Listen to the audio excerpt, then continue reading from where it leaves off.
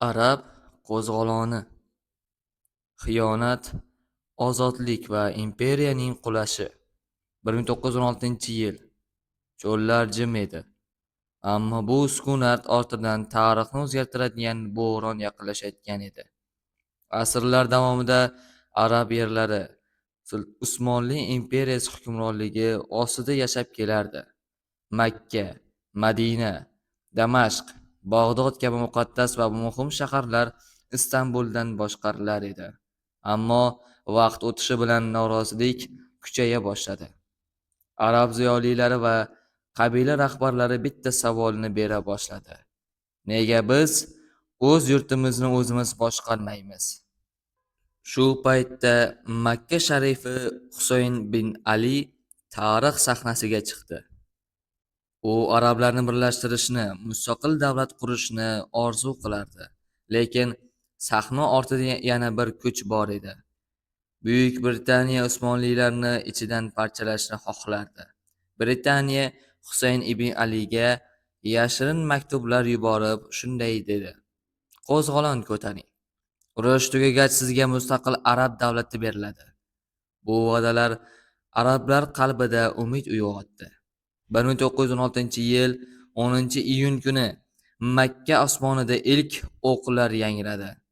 Arab qo'zg'oloni boshlandi. Usmonli garnizonlariga hujum qilindi. Makka qo'lga olindi.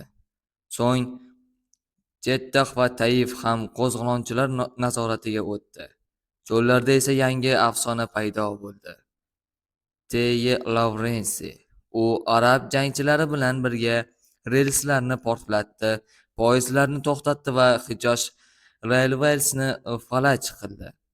1917-yilda kutilmagan g'alaba bo'ldi. Aqoba qo'lga olindi. Bu g'alaba arab qo'shinlariga shimolga yo'l ochdi. Endi yo'l Damashq tomon edi, ammo hamma joyda Usmonlilar taslim bo'layotgani yo'q edi. Madinada bir qo'mondon oxirigacha kurashdi. U Faxriddin podsho edi.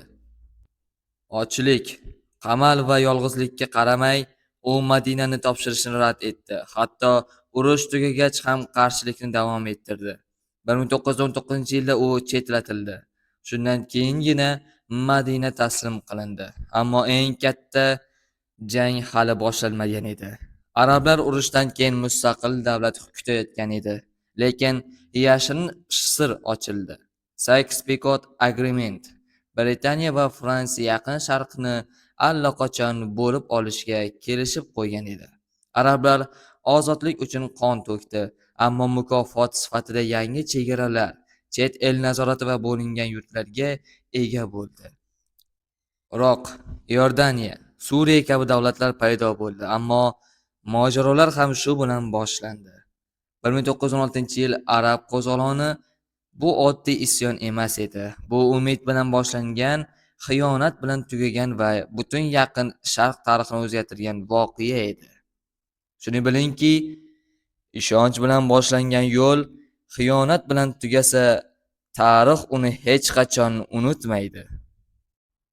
Endi esa voqeliklarni yanada aniqroq bilib olamiz. Birinchi qism. 1914-yilda boshlangan Birinchi jahon urushi dunyo tarixidagi eng yirik va vayronkor urushlardan biri bo'ldi. Yevropa davlatlari ikki yirik ittifoqqa bo'linib, millionlab askarlar frontlarga safarbar qilindi. Urush qisqa muddatda Yevropadan tashqariga chiqib, Osiyo, Afrika va Yaqin Sharq hududlariga ham yoyildi. Bu mojaro eski imperiyalar taqdirini hal qiluvchi jangga aylandi. Shu davrda Usmonli imperiyasi avvalgi qudratini ancha yo'qotgan edi. Bir vaqtlar 3 qit'aga yoyilgan imperiya ichki iqtisodiy muammolar, milliy harakatlar, siyosiy beqarorlik va tashqi bosimlar sabab zaiflashib qolgan edi. Bolqon urushlaridagi mag'lubiyatlar ham davlatni ancha holdan toydirgan edi. Shunga qaramay, Usmoniylar hali ham strategik hududlar, Istanbul bo'g'ozlari, Shom, Hijoz, Iroq va Falastin ustidan nazoratni saqlab turardi. Arab hududlari esa asrlar davomida Usmoniylar tarkibida bo'lib kelgan. Makka, Madina, Damashq, Bag'dod va Yerusalim kabi muhim shaharlar imperiya boshqaruvi ostida edi. Biroq mahalliy aholining bir qismi markaziy hukumat siyosatidan norozi bo'lib, mustaqillik va o'zini o'zi boshqarish g'oyalarini ilgari sura boshlagan edi.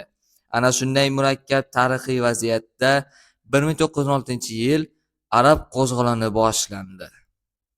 Qo'zg'olon sabablari 1916-yilda boshlangan arab qo'zg'oloni tasodifiy voqea emas edi. U uzoq yillar davomida yig'ilib kelgan siyosiy, ijtimoiy va milliy ziddiyatlar natijasida edi. Arab hududlarida Usmoniylar hukmronligiga qarshi norozilik asta-sekin kuchayib bordi. Birinchi sabab arab millatchiligining kuchayishi edi. 19-asr oxirida va 20-asr boshlarida arab ziyolilari, talabalar va siyosiy faollar orasida arab xalqlarining birligi, tili va madaniyatini himoya qilish g'oyalari keng tarqala boshladi. Ular arab hududlari Istanbuldan emas, o'z rahbarlari tomonidan boshqarilishi kerak deb hisoblashardi. Ikkinchi sabab Istanbul markaziy hokimiyatining bosimi edi.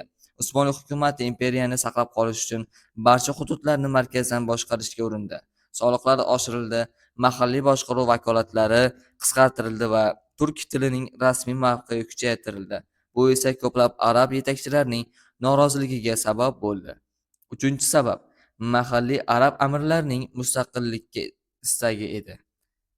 Ayniqsa Hijoz hududidagi Makka sharifi Husayn ibn Ali o'z hududida katta siyosiy mustaqillik xohlardi. U o'zini arab dunyosining yetakchilaridan biri sifatida ko'rgan. To'rtinchi sabab Buyuk Britaniya tomonidan berilgan siyosiy va'dalar edi. Britaniya Usmoniylarni zaiflashtirish maqsadida Husayn ibn Aliga urushdan keyin katta mustaqil arab davlatini tuzilishiga va'da qildi. Bu va'dalar qo'zg'olon boshlanishiga katta turtki berdi. Shunday qilib arab qo'zg'oloni birgina sabab bilan emas, balki milliy uyg'onish, siyosiy bosim, mahalliy manfaatlar va tashqi kuchlar aralashuvi natijasida yuzaga kelgan edi. Uchinchi qism.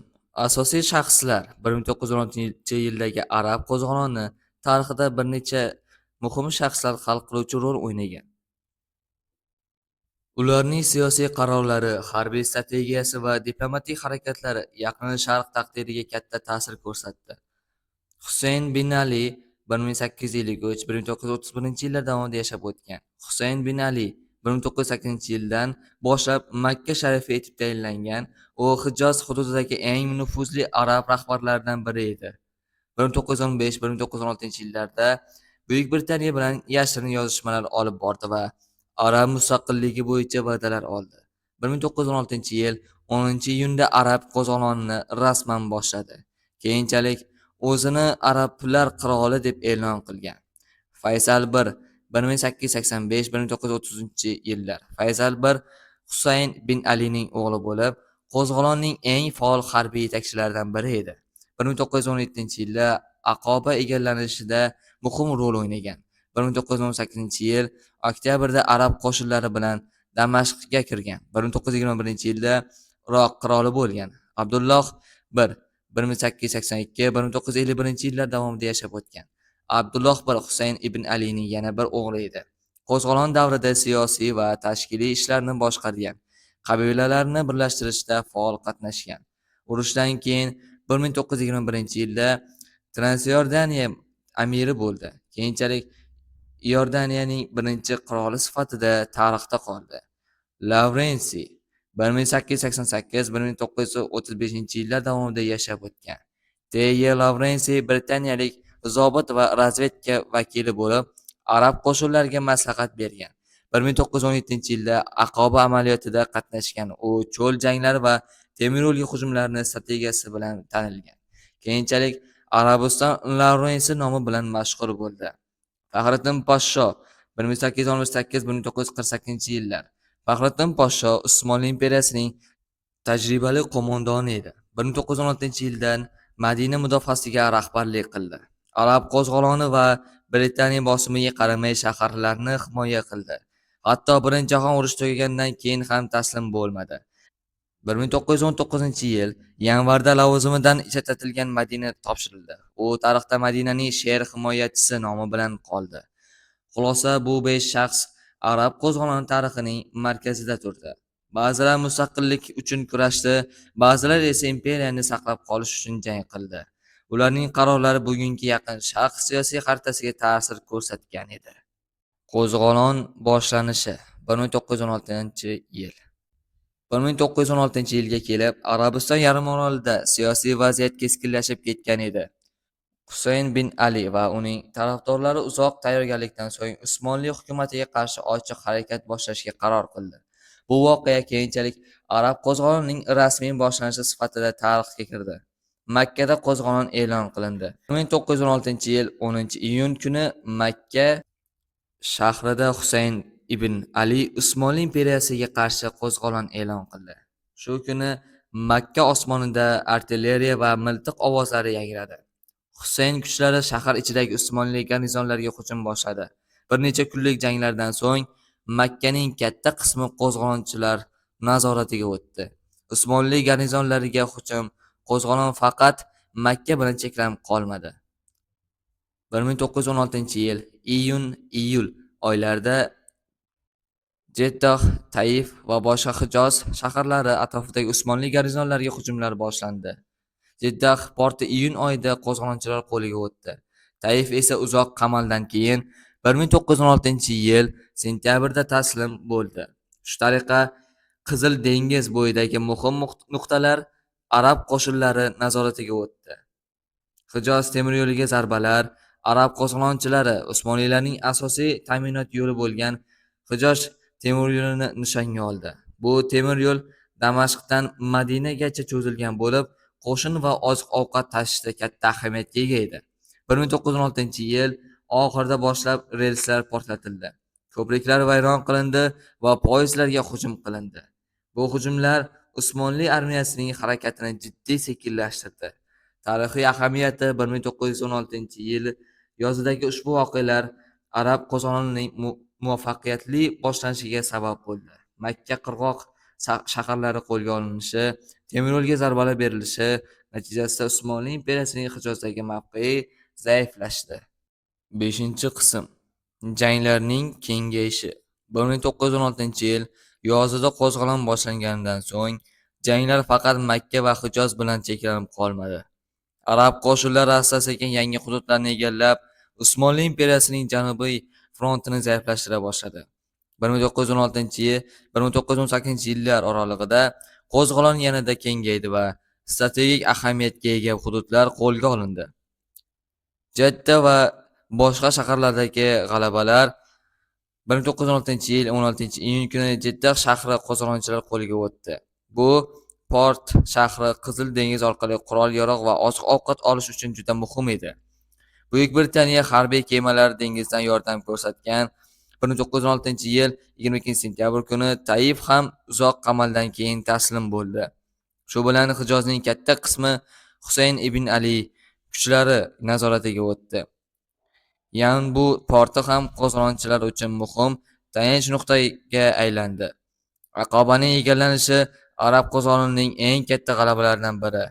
Aqobaning olinishi bo'ldi. 1917-yil 6-iyul kuni Faysal I boshchiligidagi arab kuchlari va Teya Lavrensi yordamida shahar egallandi. Aqoba Qizil dengizning shimoliy qismidagi muhim port edi. Uning qo'lga olinishi arab qo'shinlariga yangi qurol, aslaha, pul va Britaniya bilan to'g'ridan-to'g'ri aloqa yo'lini ochdi. Arab qo'shinlarining shimolga yurishi. Aqoba qo'lga olingach, arab qo'shinlari shimol tomon yurishni boshladi. 1917-1918-yillarda ular Hijoz Railway bo'ylab Usmonli ta'minoti yo'llariga hujum qildi. Ko'priklar portlatildi, poyezdlar to'xtatildi va garnizonlar bosib olindi. 1918-yil sentyabr oyida Britaniya generali Edmund Allenby hujumi bilan birgalikda arab qo'shinlari Sham tomonga yaqinlashdi. Nihoyat 1918-yil 1-oktyabr kuni Damashqga kirib borildi. Tarixiy natija: janglarning kengayishi arab qo'zg'oloni mahalliy isyondan mintaqaviy harakatga aylandi. Hijozdan boshlangan harakat Aqoba va Damashqgacha yetib bordi. Usmonli imperiyasining Yaqin Sharqdagi nazoratini izdan chiqardi. 6-qism. Madinaning qamali. Arab qo'zg'oloni davridagi eng uzoq va mashhur qarshiliklardan biri Madina shahrida yuz berdi. Hijozdagi boshqa ko'plab shaharlar qo'zg'olonchilar qo'liga o'tgan bo'lsa-da, Madina Usmonli imperiyasining mustahkam tayanch nuqtasi bo'lib qoldi. Bu shahar diniy jihatdan muqaddas, harbiy jihatdan esa strategik ahamiyatga ega edi.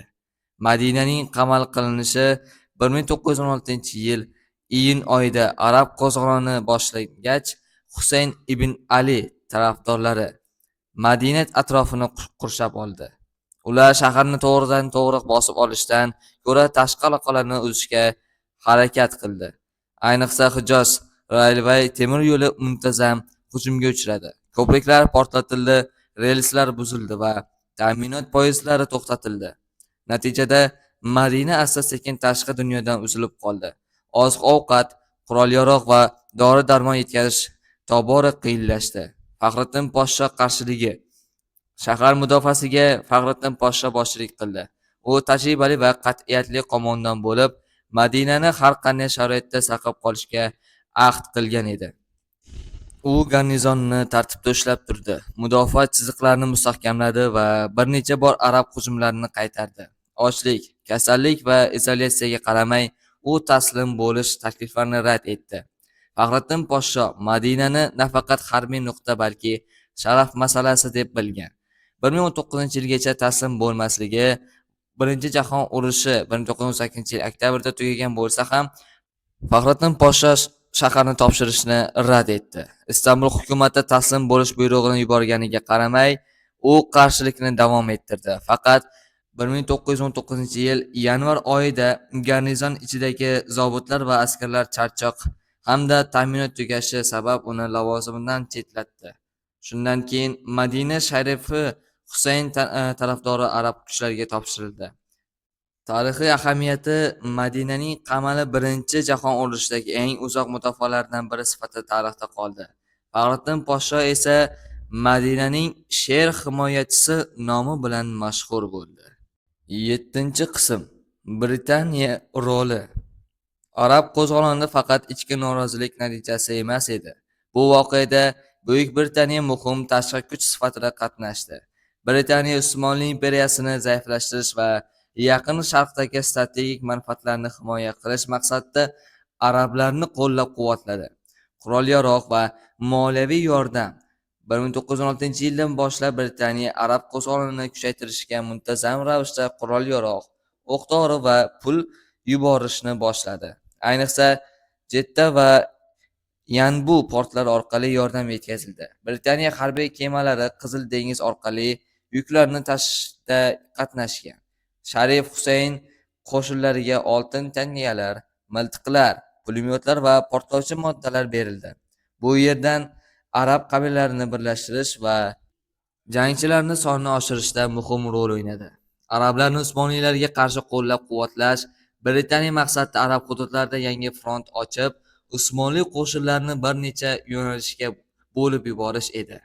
Natijada Usmonlilar Mesopotamiya, Falastin va Hijoz frontlarida bir vaqtning o'zida jang qilishga majbur bo'ldi. Britaniya razvedkasi vakili T.Y. Lawrence arab qo'shinlari bilan birga harakat qildi. U qabilalar bilan muzokara olib bordi.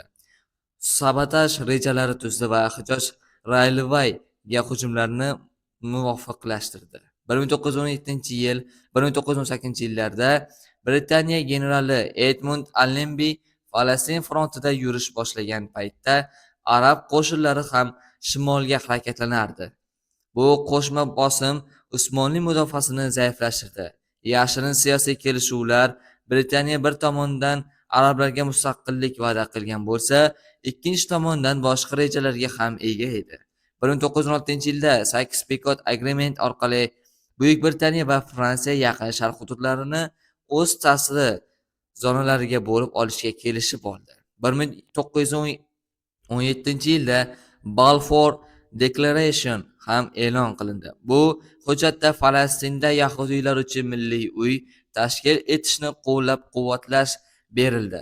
Tarixiy xulosa shunday ediki, Britaniya arab qo'zg'oloniga yordam berib, Usmonli imperiyasining qulashiga hissa qo'shdi. Ammo urush tugagach, berilgan va'dalarning katta qismi bajarilmadi. Shu sabab arab qo'zg'oloni tarixi ko'pincha manfaatlar siyosati va xiyonat misoli sifatida eslanadi. 8-qism. Urush yakuni. 1918-yilga kelib, Arab qo'zg'oloni va Yaqin Sharq frontidagi janglar hal qiluvchi bosqichga kirdi. Usmonli imperiyasi bir necha frontda zaiflashib, iqtisodiy va harbiy jihatdan holdan toygan edi. Arab qo'shinlari va Britaniya armiyasi birgalikda so'nggi zarbalar bera boshladi. Damashqga arab qo'shinlarining kirishi 1918-yil sentyabr oyida Britaniya generali Edmund Allenby boshchiligidagi qo'shinlar Falastin frontida katta hujum boshladi. Bu hujum tarixda Megiddo jangi sifatida mashhur bo'lib, Usmonli mudofaa chiziqlari yorib tashlandi. Shu paytda Faysal I boshchiligidagi arab qo'shinlari shimolga yurishni kuchaytirdi. Ular chekinayotgan Usmonli kuchlarini quvib bordi va 1918-yil 1-oktyabr kuni Damashq shahriga kirib bordi. Damashqning olinishi arab qo'zg'olonining eng katta siyosiy g'alabalaridan biri bo'lib, bu shahar tarixiy, siyosiy va madaniy markaz hisoblangan. Birinchi jahon urushining tugashi Usmonli imperiyasi frontlarida ketma-ket mag'lubiyatlardan so'ng sulh so'rashga majbur bo'ldi. 1918-yil 30-oktyabr kuni Armistice of Mudros imzolandi. Bu sulh bilan Usmonli imperiyasining Birinchi jahon urushidagi ishtiroki rasman tugadi. Oradan ko'p o'tmay 1918-yil 11-noyabr kuni Germaniya ham taslim bo'ldi va Birinchi jahon urushi yakunlandi. Usmonlilarning mag'lubiyati urush natijasida Ottoman imperiya o'zining ko'plab arab hududlarini yo'qotdi. Iroq, Suriya, Falastin va Hijoz ustidan nazorat tugadi. Imperiya ichkarida ham siyosiy inqiroz boshlandi. 1918-yildagi mag'lubiyat keyinchalik Usmonli davlatining parchalanishiga va Turkiya Respublikasining tashkil topishiga olib keldi. Tarixiy xulosa shundan iborat ediki, 1918-yil voqealari Arab qo'zg'olonining harbiy g'alabasi, Usmonlilarning siyosiy mag'lubiyati va Yaqin Sharqda yangi davr boshlanishi bilan yakunlandi. 9-qism. Arablarning umidi va xiyonat.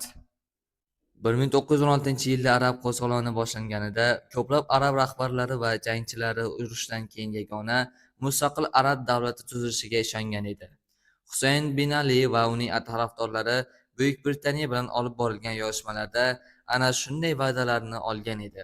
Arablar Usmonli imperiyasiga qarshi kurash evaziga siyosiy erkinlikka erishamiz deb umid qilgan. Mustaqil davlat kutishlari arab rahbarlari urush tugagach Damashq markaz bo'lgan katta arab qirolligi tashkil etilishini tasavvur qilgan edi. Bu davlat tarkibiga Suriya, Iroq, Falastin, Hijoz va boshqa arab hududlari kirishi mumkin edi. Ayniqsa Faysal I Damashqqa kirgach, ko'pchilik bu orzu amalga oshadi deb o'ylagan. Sykes-Picot Agreement oshkor bo'lishi. Ammo 1917-yilda katta sir fosh bo'ldi. 1916-yilda tuzilgan Sykes-Picot Agreement oshkor etildi. Ushbu yashirin kelishuvga ko'ra, Buyuk Britaniya va Fransiya Usmonlilar mag'lub bo'lsa, Yaqin Sharq hududlarini oldindan o'zaro bo'lib olishga kelishib qo'ygan edi. Bu xabar arablar orasida katta norozilik uyg'otdi. Chunki mustaqillik va'dalari ortida aslida mustamlakachilik rejasi yashiringani ma'lum bo'ldi. Hududlarning Britaniya va Fransiya o'rtasida bo'linishi urushdan keyin bu rejalar amalda qo'llanildi. Fransiya Suriya va Libanon ustidan mandat oldi. Buyuk Britaniya esa Iroq, Falastin va Transjordaniya ustidan nazorat o'rnatdi. 1920-yilda Battle of Maysalun dan so'ng Faysalning Damashqdagi arab hukumati ham tugatildi. Tarixiy xulosa: arablar ozodlik va birlik kutgan edi, ammo urush yakunida ular yangi chegaralar, chet el nazorati va bo'lingan hududlarga duch keldi. Shu sabab arab qo'zg'oloni tarixi ko'pincha umid va xiyonat davri sifatida eslanadi. 10-qism. Natijalar. Arab qo'zg'oloni va Birinchi jahon urushi yakunidan so'ng Yaqin Sharq siyosiy xaritasi tubdan o'zgardi. Asrlar davomida Usmonli imperiyasi tarkibida bo'lgan hududlarda yangi davlatlar paydo bo'ldi. Sun'iy chegaralar chizildi va kelajakdagi ko'plab nizolarga zamin yaratildi. Iroq, Iordaniya, Suriya kabi davlatlarning shakllanishi urushdan keyin sobiq Usmonli arab viloyatlari g'arb davlatlari nazoratiga o'tdi. Buyuk Britaniya mandati ostida Iroq davlati shakllantirildi va 1921-yilda Faysal I qirol etib tayinlandi. Shu yili Transiordaniya amirligi tashkil etildi. Keyinchalik u Iordan davlatiga aylandi va Abdulloh I uning rahbari bo'ldi. Fransiya esa Suriya va Libanon ustidan mandat o'rnatdi. Shu tariqa zamonaviy davlatlar shakllanish jarayoni boshlandi. Yaqin Sharq chegaralarining tuzilishi 1920-yillardagi xalqaro konferensiyalar va mandat tizimi orqali hududlar chegaralari belgilandi. Bu chegaralar ko'pincha mahalliy qabila tuzilmalari, etnik tarkib yoki tarixiy aloqalar hisobga olinmasdan tuzilgan edi. Natijasida bir hudud ichida turli millat va mazhab vakillari qolib ketdi. Ayrim xalqlar esa bir necha davlatlarga bo'linib ketdi. Bu holat keyinchalik Iroq, Suriya va boshqa hududlardagi ichki mojarolarga sabab bo'ldi. Arab dunyosida G'arbga ishonchsizlik, arab qo'zg'oloni vaqtida berilgan mustaqillik va'dalari to'liq bajarilmadi. Aksincha, hududlar Britaniya va Fransiya nazoratiga o'tdi. Bu esa arab jamoatchiligi orasida G'arb davlatlariga nisbatan chuqur ishonchsizlikni kuchaytirdi. Ko'plab siyosiy harakatlar va milliy ozodlik kurashlari aynan shu norozilik ruhida shakllandi. 20-asr davomida Yaqin Sharq siyosatidagi ko'plab qarama-qarshiliklarning ildizi ham shu davrga borib taqaladi. Tarixiy xulosa shuki, arab qo'zg'oloni Usmonli imperiyasining tugashiga yordam berdi, ammo natijada yangi davlatlar, bahsli chegaralar va uzoq davom etgan siyosiy ishonchsizlik davri hisoblanadi. 11-qism Tarixiy xulosa. 1916-yildagi arab qo'zg'oloni Yaqin Sharq tarixidagi eng burilishli voqealardan biri bo'ldi. Bu qo'zg'olon orqali arab xalqlari siyosiy erkinlik, o'zini o'zi boshqarish va mustaqil davlatlar barpo etish maqsadida kurash olib bordi. Ular asrlar davomida hukmronlik qilgan Usmonli imperiyasidan ajralib, yangi kelajak qurishni istagan edi. Bu voqea Usmonli imperiyasi parchalanish jarayonini tezlashtirdi. Birinchi jahon urushidagi mag'lubiyat, ichki inqiroz va arab qo'zg'oloni natijasida imperiya Yaqin Sharqdagi asosiy hududlarini yo'qotdi. Oradan ko'p o'tmay asrlar davom etgan Usmonli davlati tarix sahnasidan chiqdi. Ammo qo'zg'olon kutilgan natijani to'liq bermadi. Arablar yagona va mustaqil davlat kutgan bo'lsa-da, urushdan keyin hududlar Buyuk Britaniya va Fransiya ta'siri ostida bo'linib ketdi. Sun'iy chegaralar chizildi, yangi siyosiy tizimlar o'rnatildi va mahalliy manfaatlar ko'pincha e'tibordan chetda qoldi. Bugungi kunda Suriya, Iroq, Falastin va boshqa hududlardagi ko'plab siyosiy mojarolar, chegaraviy bahslar va ishonchsizlik muammolarining ildizi aynan o'sha davr voqealariga borib taqaladi. Yakuniy fikr shuki, arab qo'zg'oloni oddiy isyon emas edi. U bir imperiyaning qulashiga, yangi davlatlarning paydo bo'lishiga va bugungi Yaqin Sharq siyosiy tarkibining shakllanishiga sabab bo'lgan tarixiy burilish nuqtasi bo'ldi. So'zimizning so'ngida shuni aytib o'tishimiz kerakki, ishonch bilan boshlangan yo'l xiyonat bilan tugasa, tarix uni hech qachon unutmaydi. Bugungi eshittirishimiz shundan iborat edi. Ma'lumotlar foydali bo'lgan bo'lsa, obuna bo'ling.